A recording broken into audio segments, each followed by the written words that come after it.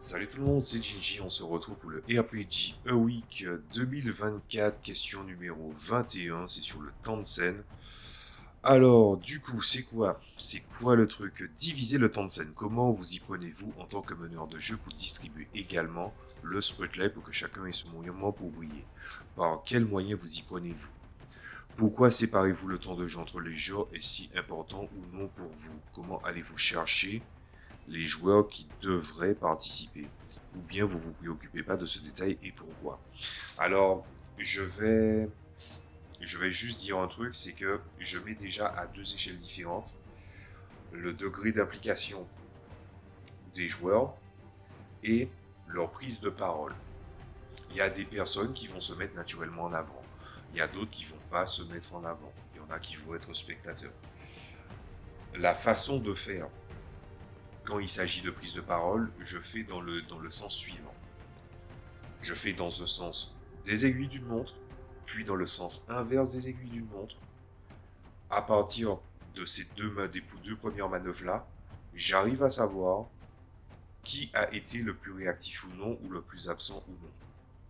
Puisque je ne me contente pas de regarder ce que la personne qui est en train de répondre fait, mais aussi comment réagissent les autres, est-ce qu'ils sont attentifs ou non. Après, je me focalise en premier, après ces deux tours de table, sur celui que je trouvais le moins réactif.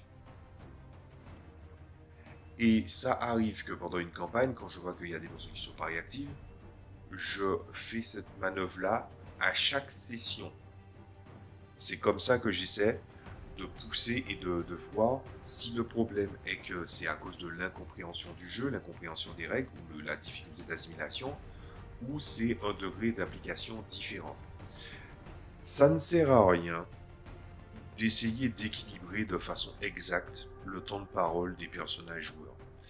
Il y a des personnes qui peuvent interagir en s'imposant naturellement, mais il y en a aussi ceux qui ont une tendance, en fait, dans un aspect intermédiaire, de se mettre en retrait, mais d'être capable de donner la réplique à d'autres personnes.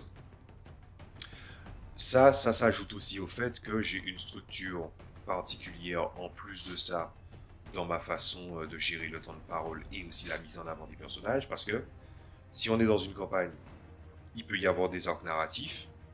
Les arcs narratifs dans les campagnes n'ont pas été systématiques, c'est-à-dire qu'il n'y a pas un arc narratif pour chaque joueur, enfin, au niveau de la campagne, parce que il y a des personnes qui ne jouent pas exactement au même niveau, et ils n'ont pas non plus le même niveau d'implication. Alors, est-ce que c'est un problème? J'ai pas eu l'impression que ça ait été un problème.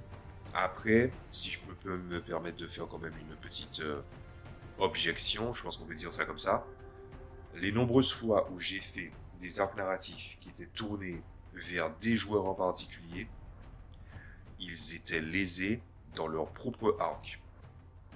Pas parce que des fois, il y en a un, c'était parce qu'ils n'arrivaient pas à se mettre en avant, ou des fois, c'est juste que c'est lui qui est censé être impliqué, mais les autres sont tellement frustrés de voir qu'il ne s'implique pas, qu'il s'implique plus et brille plus.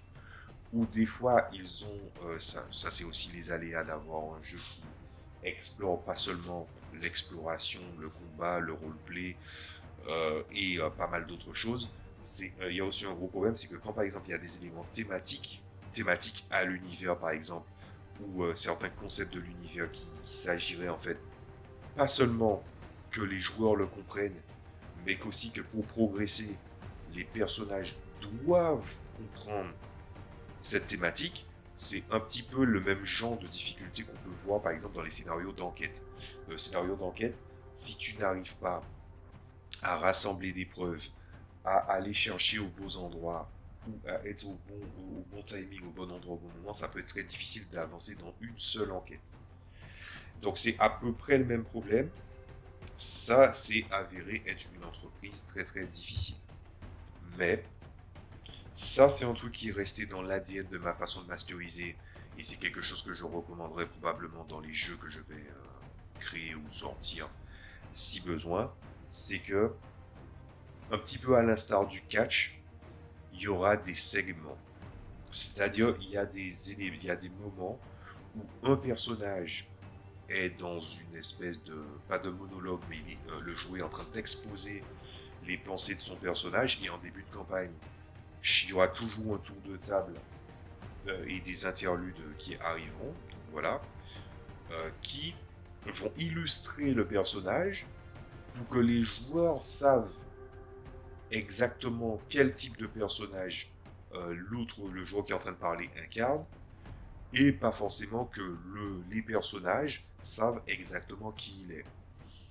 Comme dans mon jeu de rôle, par exemple, on peut aider les autres ou partir à l'aventure, mais rester à un niveau, on va dire, très professionnel, et ne pas avoir d'intimité, de rapport d'intimité avec les autres personnages autour de la table. Parce qu'en fait, ils ne feront jamais que front commun, et je pense que même dans des tables de jeux d'aventure fantasy du type Donjons et Dragons, peut aussi refléter cette facette-là, c'est juste que les gens décident à chaque fois de créer un lien pour pouvoir les rassembler. Exposer les motivations pour que le savoir du joueur arrive à encadrer quel type de personnage joue l'autre, c'est aussi intéresser les autres joueurs à d'autres personnages que le leur. Voilà. Donc, entre ça, les interludes, le fait aussi qu'il y aura des moments, il y aura des segments où les personnages vont devoir interagir et se donner la réplique.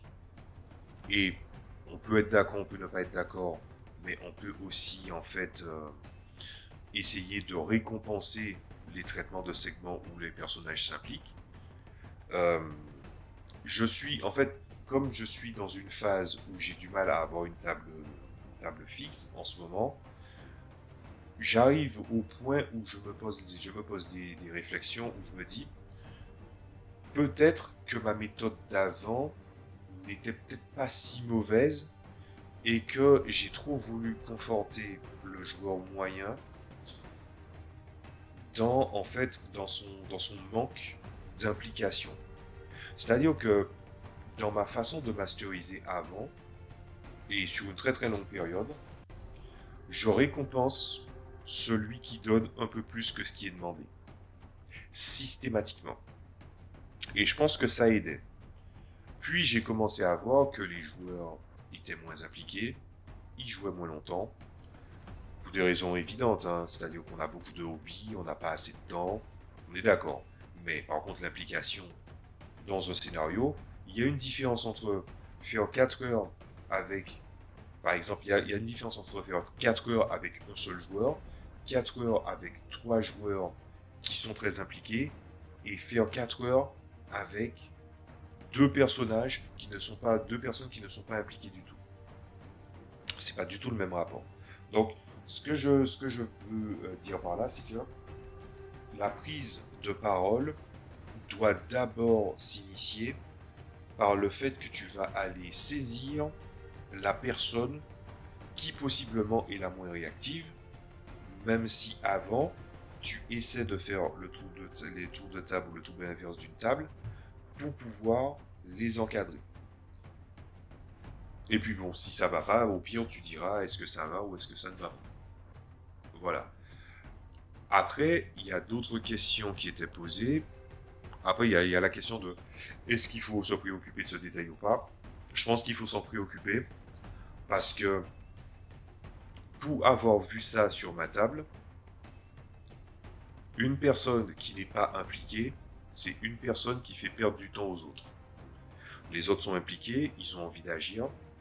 Et quand ça vient le tour d'une personne, l'engouement du scène, le poids d'une scène diminue fortement. Pas parce que je le pense, mais parce que, en fait, à un moment, les joueurs viennent te voir et viennent te dire ouais, mais il est un peu au ralenti, il casse un peu les couilles. Voilà, ça c'est des choses qui arrivent. Donc, je pense que pour la partie du temps équitable, c'est pas tellement le fait que le temps soit équitable, c'est surtout que tu arrives à donner de la force à chaque personne pour qu'il puisse, en fait, s'épanouir. Le jeu de rôle, comme c'est un jeu qui est social, même si les jeux sont encadrés par des règles, et surtout le jeu de rôle a des demandes en fait aux gens de faire comment dire ça, de faire une interprétation des règles, et le meneur de jeu doit faire une interprétation des règles.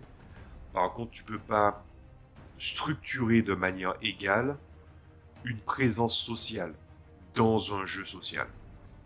Le mieux, c'est d'essayer en fait, c'est d'essayer de pousser les gens à donner leur maximum et d'être capable d'encadrer le maximum de tout le monde.